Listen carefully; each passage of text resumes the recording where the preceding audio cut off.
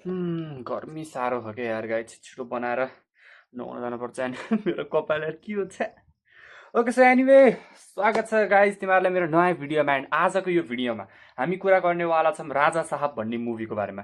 I mean त्यसको टिजरको बारेमा। त्यसको टिजर हिजो भर्खर रिलिज भएको छ एन्ड मैले त्यसको टिजर हेरेँ, तिमीहरूले नि हेरिसक्यो होला and I am really disappointed man. के हो यार टिजरमा पुरै कार्टुनिस्ट टाइपको, मतलब त्यो हुन्छ नि ब्लुइस टाइपको सबै त्यही छ यार। I mean I don't like that. त्यो रातिमा ब्लू हुन्छ नि भुलभुलायाबाट मलाई त मन पर्न छोड्यो होइन। So let's talk about it. And यो मुभीको लागि म अलिकति एक्साइटेड त थिएँ होइन, तर जब मैले त्यसको टिजर हेरेँ नि यार आई मिन लाइक सबभन्दा पहिला त जब टिजर स्टार्ट हुन्छ होइन त्यति बेला तिनीहरूले यो के को यस्तो यस्तो हाल्छन् कि I mean what is this man, is this a promotion युट्युबरहरूले गरेर जस्तो छ होइन। I mean what is this weird. And guys त्यसपछि जब फाइनली टिजर्स स्टार्ट भयो होइन त्यसपछि जुन त्यो फर्स्ट सर्ट थियो नि, त्यो फर्स्ट सर्टमा एउटा हाउसको सिन थियो कि यो हाउस भनेको बेसिकली जुन भूत बङ्गलामा जुन बङ्गला हुन्छ नि, जुन हाउस हुन्छ नि त्यही हाउस होला होइन। जुन मतलब यसको पुरै स्टोरी फिल्मको पुरै स्टोरी यही हाउसमा यताउता हुन्छ होला होइन। And just look at this house के गाइज, यो फर्स्ट सर्टमा मतलब यति क्रिन्ज देखिन्छ नि यो हाउस, मतलब भिएफएक्सको कति लो बजेट टाइपको हो क्या गाइज यार। रियल पनि देखेँ होइन कि प्रवास र आई मिन भिएफएक्सको त अब ओल्ड रिलेसन छ नि होइन गाइज आदि पुरुष।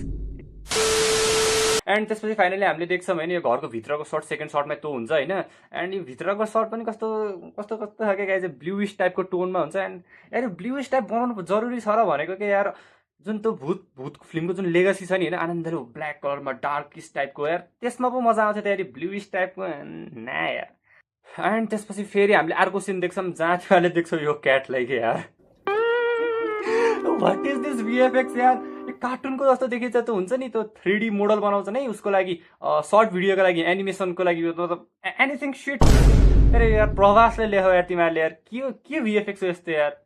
एनिवे यो मुभी हुन्छ डिसेम्बरमा रिलिज होइन, सो टाइमै टाइम छ। So I think they will fix this. I honestly hope they are गर्न फिक्स दिस यार, नत्र यो भिएफएक्सले त गाइज होइन आदि पुरुषको पनि रेकर्ड तोडिन्छ कि कसम कि यार टट्टी भिएफएक्स छ यार।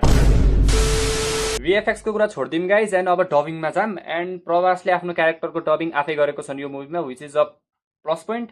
सायद यसमा अलिकति आफ्नो पुरानो मुभीभन्दा राम्रो डबिङ पनि गरेछन् जस्तो लाग्छ मलाई होइन। So I think it's good it's good. And त्यसपछि फाइनली जब प्रभासको क्यारेक्टरको एन्ट्री हुन्छ होइन त्यति बेला see he just a chill guy, he just chilling होइन, हि जस्ट इन्जोइङ। एन्ड त्यसपछि उसले आफ्नो लभ स्टोरीको पनि एङ्गल देखाउँछ अलिकति। ओके सो यो मुभीमा प्रभासको चाहिँ दुईटा रोल हुन्छ। एउटा चाहिँ जुन प्रभासले करेन्टली यङ भएर खेलिरहेको छ अनि अर्को क्यारेक्टर हुन्छ त्यसको त्यो एन्सेस्टर होला। एन्सेस्टर मतलब जुन हाम्रो करेन्ट प्रभास छ नि त्यसको पूर्वजको रोल खेलेको हुन्छ हाम्रो प्रभासले। एन्ड यो कसरी थाहा पाइयो भन्दाखेरि एउटा पुरानो पोस्टर थियो जुन रिलिज भयो थियो, सो मेबी यही होला सो या यसको मोटामोटी स्टोरी यही हुन्छ होइन। जुन हाम्रो एन्सेस्टर हुन्छ नि एन्सेस्टर प्रभासवाला क्यारेक्टर त्यो चाहिँ सायद भूत हुन्छ।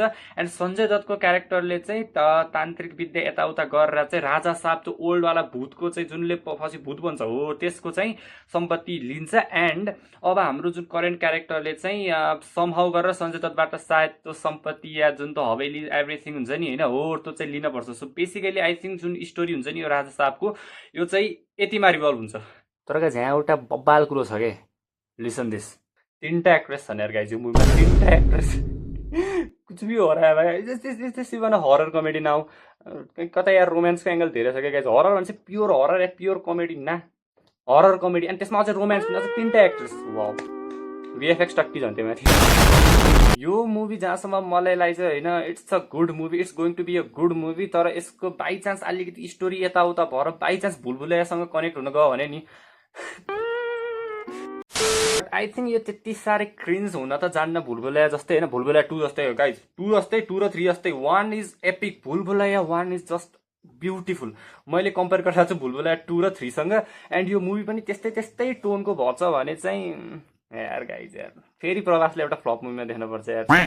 तर गाइज यो मुभीको सेकेन्ड हाफ जब स्टार्ट हुन्छ नि होइन त्यति बेला तिमीहरूले त्यसमा एलिमेन्टहरू देख्न सक्छौ कि सञ्जय दत्तको त्यो तान्त्रिकवाला सिन, सञ्जय दत्तले जब त्यो पियानोहरू बजाउँछ त्योवाला सिन। एन्ड त्यसपछि जब सबै क्यारेक्टर यसरी माथि हेर्छन् अनि माथिको सबै अपसाइड डाउन हुन्छ त्योवाला scene dam guys.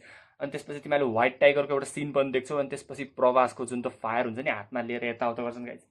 I think it's gonna be a good movie होइन, वाचेबल मुभी। तर यसको भिएफएक्सले कतै केही बिगार्यो भने होइन I don't know what's gonna happen. तर अनेस्टली भन्दाखेरि I think it's going to be a good movie.